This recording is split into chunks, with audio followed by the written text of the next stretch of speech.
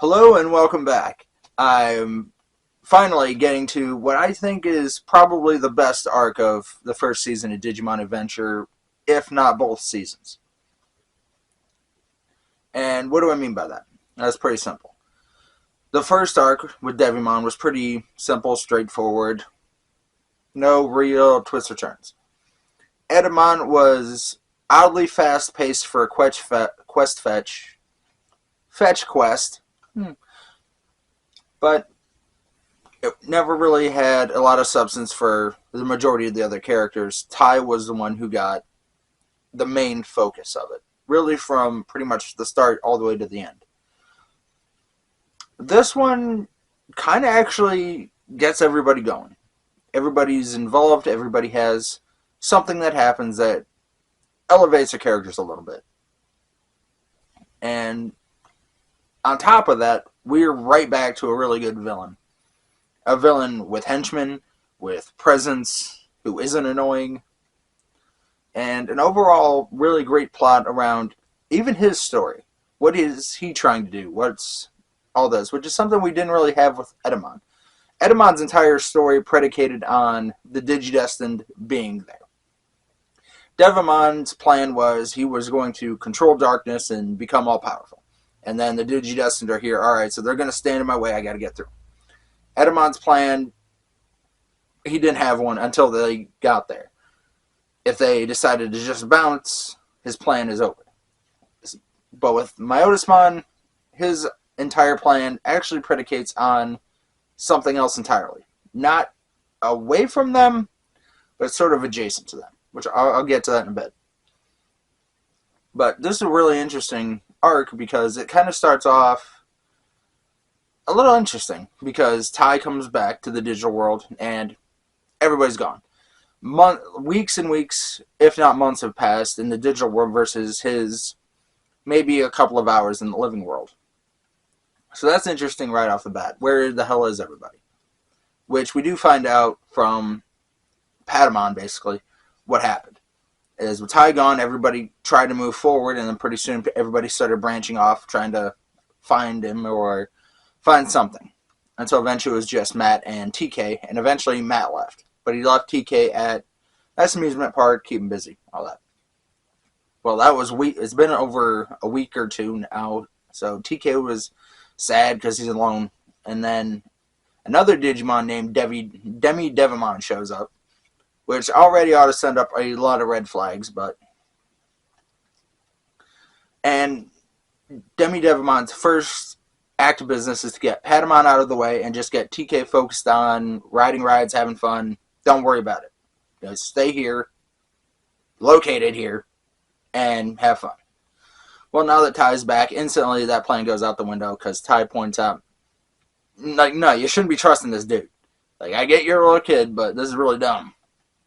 So Demi Devimon bounces, he takes off, and Ty and TK take off to try and find the others. Well, we find out what happened to Matt when he got to the other side of a lake. He finds a restaurant, goes inside, and there's Joe and Gumamon, who end up kind of getting roped into an indentured servitude type of deal.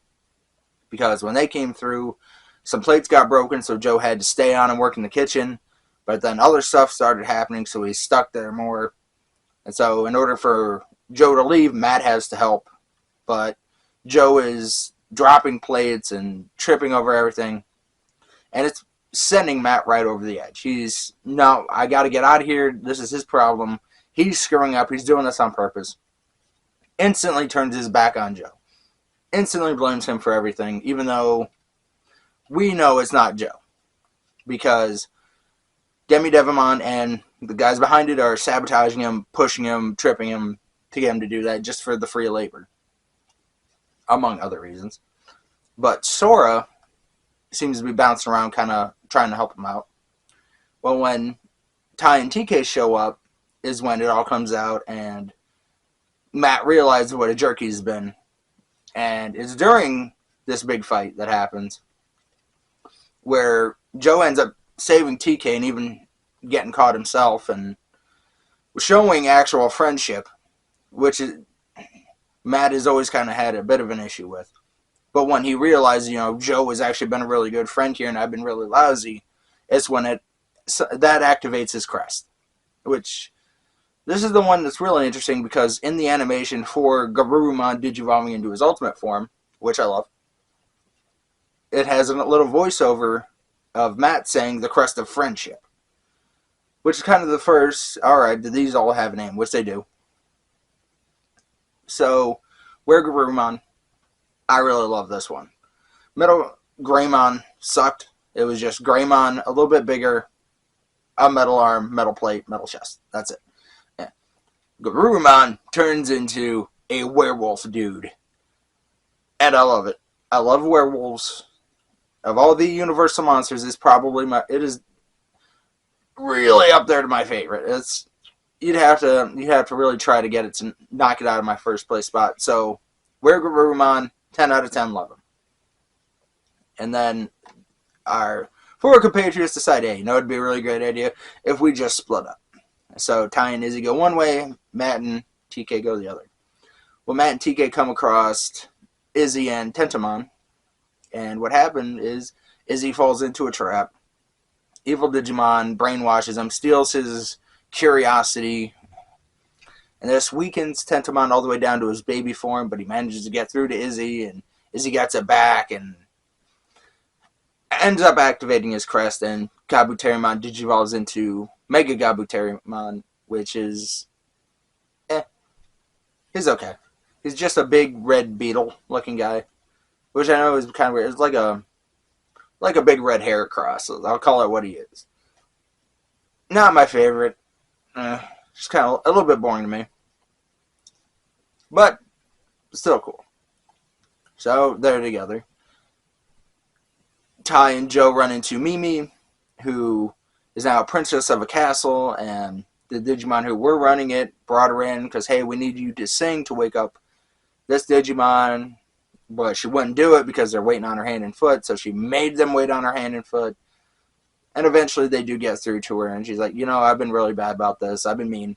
So she sings, wakes the Digimon up, but he is a massive ass.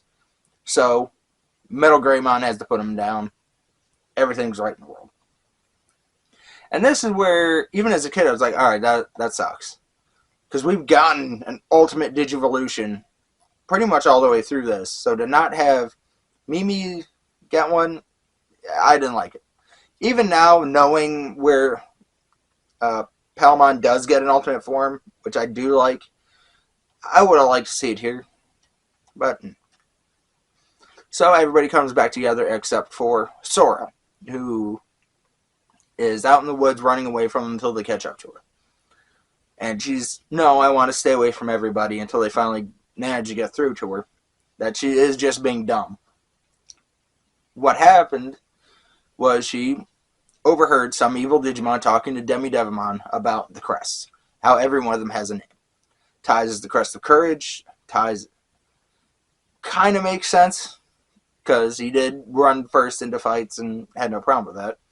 Matt's kind of makes sense with the crest of friendship, because once he realized what real friendship was, activate art. Izzy's knowledge, duh. That really absolutely fits with his character. Joe's is reliability, which makes a lot of sense. He was the first one to voice concerns about everybody. Mimi's has sincerity. I'm very on the fence on how that one really works. Now, she can be a very sincere character, but she doesn't really have a lot of tact. Like, she'll tell you the sweater's ugly before she tells you that she's glad you're warm. TK's is the crest of hope, which I'm not against. And then there's Sora's, which is why she has kind of been mean to everybody. She has a crest of love, which she's very against it. Even my mom doesn't even love me. Like, she wouldn't let me go out and play soccer with an injury, and now everybody's mad at me. Which, as a kid, yeah, that's absolutely how you would see it. But as a 30-year-old man, you're being dumb, kid. But lo and behold, they end up meeting the big bad of the season, Myotismon. And this guy shows up like a boss. Like, complete horse-drawn carriage, drops the coffin. As it's dropping, it busts apart, and there he is. His vampire aesthetic and on full display. And the first thing he does is just start beating ass. Wholesale ass. And Biyomon tries to fight him, but during this, because she's hurt and wants to keep fighting, but Sora's like, no, I can't do it. And Biyomon's like, no, you gotta let me do this. And Sora finally gets it clicked in her head. Oh, my mom does love me because she didn't want me to go out and get hurt again. It's kind of ham-fisted to me, but activates her crest. We get Garudamon. I kind of like Garudamon. Big, humanoid, giant wings, bird person. Not from Rick and Morty. Way more orange, and shoots a gigantic firebird out of its wings. Really dig it. I'm willing to point out, like, this is a pretty good design. This one's good. They seem to... So far, we've got, like, too good, too bad. And Myotismon bounces. Didn't beat him, but it was enough to hold him off. Well, then they find out that Myotismon is planning to go to the real world to find the 8th Digidestined, who is, according to prophecy, will destroy him. Because prophecies, I hate prophecies so much. Especially this one. Because of simple happenstance, this is the number one thing I hate about prophecies is a prophecy has to be overheard by a party to get them to chase the prophecy, to get them into a location for the prophecy to happen. Now, case in point would be this one. If Myotismon had never read the prophecy, he would have never gone to the human world to find the 8th Digidestined child for this face-off. So, yeah. I'm more than happy to go into detail later. I probably will. Because Lord knows prophecy pops up in so much fantasy. But he takes off. They can't get him. The door closes. He's out. Well, Jedi reaches out, meets with the kids, gives them 10 cards to get them through a gate, but it has 9 slots. They go back, figure it out, get back to the real world. I know I'm kind of brushing through it, but it kind of just drags a lot. The only thing it really expands on is the types of Digimon. Sort of their attributes. Like, with Pokemon, you've got fire, water, grass, fighting, rock, ground, flying. But there's also the various levels. Digimon are a little bit matching them up. They get out. There's data, virus, and vaccine. And now I'm really going to speed through it because the next 4 or 5 episodes are pretty much getting home, figuring out that Myotismon and all of his goons are here, and deciding on what to do about it. So I can pretty much speed around through that. There are a couple of fights, nothing major, but they do find out that the 8th Digidestined is in town, somewhere. Now I kind of got to point out the only 2 characters in Myotismon's army that really matter outside of Demidevimon. And at this point, he really doesn't matter that much. And that would be Wizardmon and Gatomon. Both are champion levels. And kind of interesting. Design-wise, anyway. Gatomon is just a cat with, like, yellow gloves on and a tail ring. Pretty neat. Wizardmon, absolutely get a wizard vibe. He's got a hat, he's got a little cloak, staff. Wizard.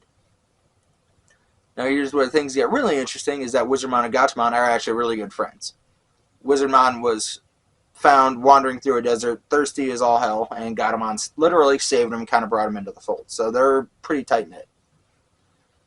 Well, while they're all searching and stuff, Gatomon and Kari, Tai's sister, bounce into each other, and they just kind of hit it off a little bit.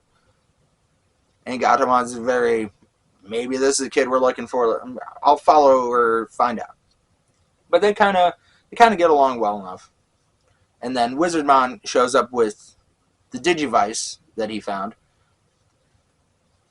And lo and behold, Kari is the 8th Digidestined, and Gatomon is her Digimon. And at somehow Gatomon got separated from the others or something. But fell in with Myotismon and just kind of forgot that she was waiting for somebody. And instantly they go into, alright, we got to get the crest from Myotismon because he got it somehow. And we have to keep Kari safe and Gatomon safe. So Wizardmon and Gatomon go to try and get it, get caught. Wizardmon gets blown out into the lake or river or something. Might even be the ocean. And Gatomon gets captured. And now the entire city is getting attacked. A fog barrier shows up around town. Everybody's getting rounded up. All the Digidestined families get rounded up. Tai and Kari manage to get away. Matt manages to get away.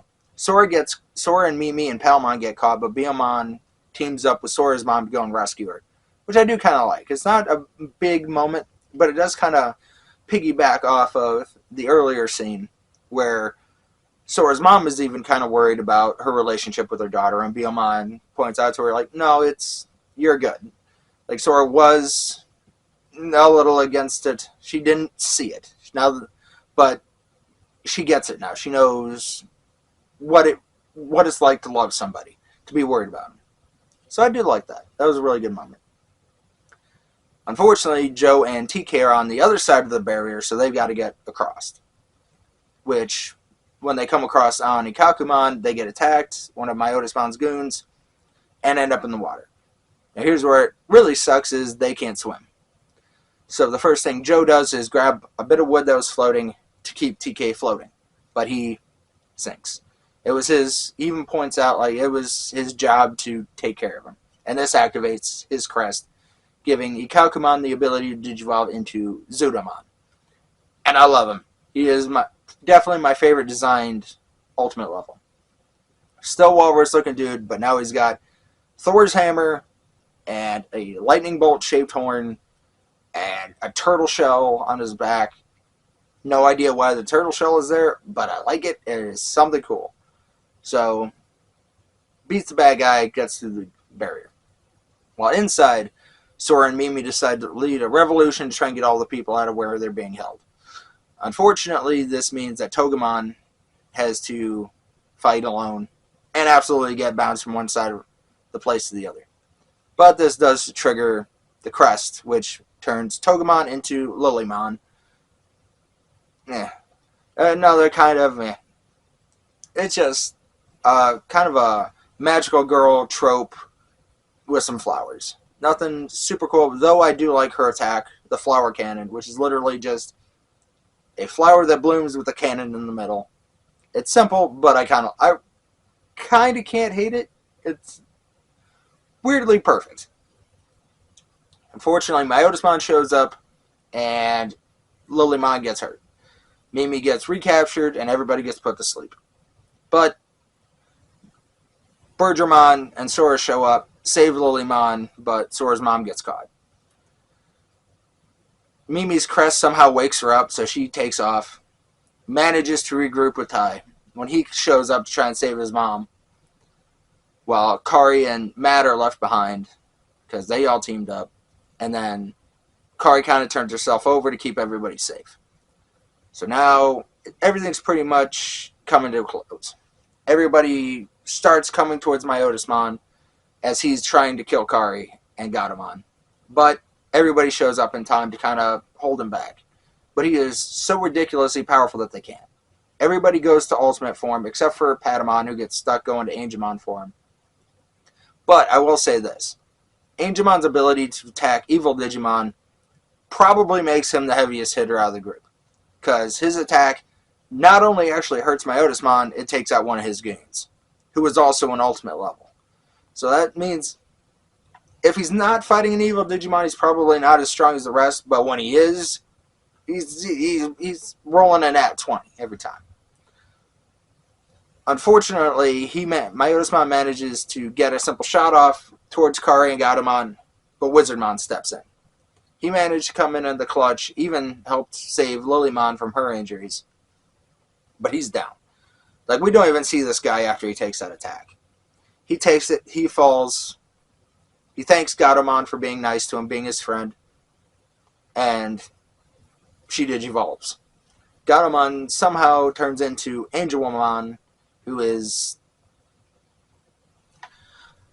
I'm going to call it, definitely a skimpy designed angel woman. If you're not into anime, for some reason that's a big thing, and they really did it on this one. I like it. I don't get the cat into an angel woman. I don't understand that one. It's definitely the biggest left here. Even Patamon into Angemon, it's a guinea pig with bat wing ears that turns into an angel. They're weird. I don't know. I got nothing here. But Angemon absorbs the energy from, well, absorbs the finishing attacks from all the other Digimon, puts it into an arrow, and destroys Myotismon. Hey, he's dead, yay! But he's not, because somebody saw aliens and decided this thing really needs a fourth act. So Myotismon comes back together by destroying the rest of his goons, who are all real low level, but comes back together into a ridiculously massive Venom Myotismon, and I like his design. Like, he's straight up kaiju, hundreds of feet tall, stupid mask, just pale evil, long lanky arms. I like it. It's a dumb design, but I like it. And instantly just beats back Metal Greymon and Wergarurumon. But prophecy again. Jedi sends him a prophecy that says that angels will shoot arrows of hope and light at the loved ones of the ones they're sent to protect. Really, really drawn out, really dumb. Definitely something from a fantasy prophecy. But they figure out that since TK has the crest of hope and Kari has the crest of light, that obviously what that means is they have to send arrows into Tai and Matt, which they do. And another thing I did like was, this is kind of a long shot. We don't even know if this is going to work. But Tai and Matt are like, let's do it. And really kind of show both courage and friendship in this, and activates the crest when the arrows hit. And what this does is allow Agumon and Gabumon to warp digivolve to the mega forms, which are War Greymon and Metal Garurumon. And these designs are perfect. These are absolute peak. Like I said, sometimes they digivolve down, even though they're getting more powerful. And this is definitely one of those times. Because both of them are even smaller than their champion forms, but ridiculously powerful. War Greymon, armored up. He's got gauntlet claws and a shield on his back. Metal Garurumon fires ice rockets and has like an ice beam breath. Very Iron Man inspired. I love it. I am totally behind it. So they go, and it turns into a complete free-for-all. Everybody who's got a Digimon, get in here, we gotta fight. But he's still... Venom Myotismon is just ridiculously strong. Even 2 Megas against him, he beats him back like nothing. The rest come in at champion forms, and Angelmon's at ultimate, and still nothing. Now granted, Angelmon and Angemon are still doing some good damage when they hit, but it's not even enough to bring this guy down. But their crests activate and kind of like tie him down, and then they get a finisher in. Which, okay, it's a little bit melodramatic. It's sort of like when the Digivice is activated during the Devimon arc to kind of weaken him, and it's a little thin. I'm not big on it. It just sort of comes out of nowhere. Even if it was kind of set up back then, but then it's Digivices and the crests. But the fog clears, and bigger problem. Because there isn't a sky anymore, it's just an inverted digital world. And not only that, it's different. And it is pointed out that they've been here back in the real world for about 3 days, 3-4 days. So it's been years in the digital world. So obviously things would have changed, but it's still pretty weird. And not only that, it's whatever it is, planes are flying into it and it's freezing wings, forcing them to crash, it's causing electrical issues, and Digimon are starting to pass through. But when they pass through, anything they interact with in the real world freezes. So it's causing a lot of issues. Which means that the Digidestined have to return to the digital world in order to fix it. And this is the moment that really shows a lot of growth of character here. Because they don't hesitate. They're just like, we gotta go. Let's roll. And there's no questions, there's no concerns that they raise, they're just like, let's roll. And hold out their Digivices and open a portal.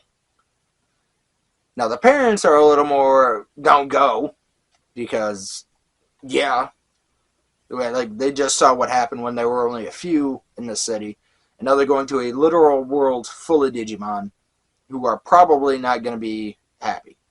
So, I get it. It's a very good character moment because they're having to say goodbye, we'll come back, all that. And especially for Kari, because she's hasn't been on this first half of the adventure. She's might have figured it out, but it's pretty big of her to just say, let's roll. We got this. So I like that. And they return to the digital world. Now, that's the generalized plot I ran through. Everybody does get a little side bits. Like, well, the biggest one is, of course, Izzy. Because it's been noted that he has some sort of a secret that his parents are keeping from him, but he already knows, and it causes some issues. What that is that he's adopted. And when he finally faces his parents, he admits he already knows, and they tell him the truth, that he's actually the son of his adoptive father's family. They're distant cousins, and after a car accident, he was the only relative left, so they adopted him. But they still love him and all that. And Izzy even admits, you are my parents. I do love you. You guys gave me everything. And it's kind of a really solid moment. I do like when kids' shows can do something like this in a good way. And this was a good way. Mimi kind of grows a little bit. Sora and her mom get closer. Joe actually has really solid character in all this. He proves that he's a good person. He proves that he's looking out for everybody. Definitely solid there. Kari, on the other hand, really doesn't get a whole lot, but definitely proves that she's got what it takes. Instantly throws herself into danger to save others. Same with Gatomon. So, I think it's pretty good all the way around. Are there some drawbacks? Absolutely. Definitely one drawback is the beginning, when they get back to the real world, because there's like 2 episodes of them just getting home, having to take trains and buses and walking. And then there's looking for the kid, which generally gets passed through pretty quick. Except for one filler episode where Matt and TK run into 2 side goons of Myotismon who are just causing trouble. But they kind of get him to calm down, but Myotismon shows up and kills him anyway. Kind of a throwaway episode. But the action was good. Pretty much all the way through. But it does start an unfortunate trend here. And that's for the final act, final battle music cue. As they play a song, Hey Digimon. But here's the issue with that. Anime will always do scenes like that. Throw super awesome music behind a fight scene. But generally it's a fight scene, not a fight moment. Because what usually ends up happening is Digimon digivolves, song starts, throw a few hits, throw a finisher, beat bad Digimon, song over. All inside of about 20-30 seconds. It's very rushed, and there's no real oomph to it. As a kid, I kind of liked it, but even as a kid, I was like, that was over way too fast. Like, way too fast.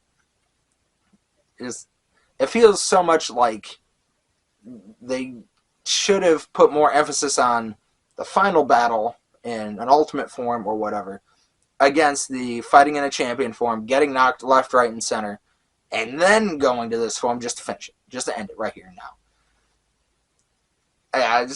It might be a little nitpicky, but I didn't much care for that. The one thing I did like was an expansion of the lore that happened about an episode or 2 into coming into the real world, where they're coming through a place called Heightened View Terrace, where they all used to live. All 7 of them used to live years ago.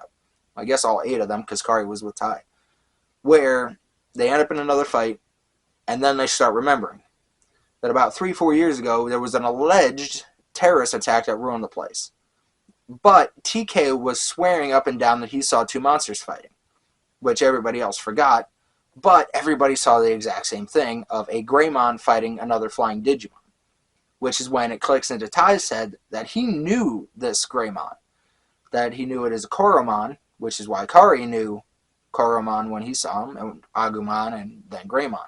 Koromon, of course, being Agumon's in training form. So I really like that. That's a really interesting thing, and it's also the first thing that kind of points them to, okay, so if the 7 of us saw him, then the 8th one must have too. So it's a nice little lead-in. World building is good, action is good, the villain is spectacular. Myotismon absolutely kills it every time he comes on. And even Wizardmon. Wizardmon's definitely going to get a big shout out here because of his self-sacrifice at the end. I'm a big fan of self-sacrifices and last stands, so Wizardmon really gets it here for me. It also helps, I'm pretty sure he's voiced by Robert Axelrod, who unfortunately passed away a couple years ago. And he killed it. He really killed it in this role. And then kind of having Myotismon come back one more time adds an interesting little turn on it. Now, I still hate the prophecies. I hate both of them a lot. Because with the champion form, alright, that's kind of interesting. We got a nice character episode dedicated to who these characters are, and then champion form. When they go ultimate, we get a nice display of a characteristic of them. Their courage, their friendship, their love, their knowledge. And then, boom. This one kind of comes out of nowhere. It feels exceptionally tacked on. So I love the designs. I love the fight. I kind of hate how it's just kind of tossed in there. Very, almost feels unearned. Not entirely unearned, but it just kind of okay. But Roll of Cool still gives it some points. So it's definitely my favorite arc, just because it's paced out slower than the Edamon stuff, and there's lore building and good fights, characters. Probably better than the Devimon arc, but I do think that the Devimon arc is still the gold standard. So, with that, I've been Rob. Take it easy.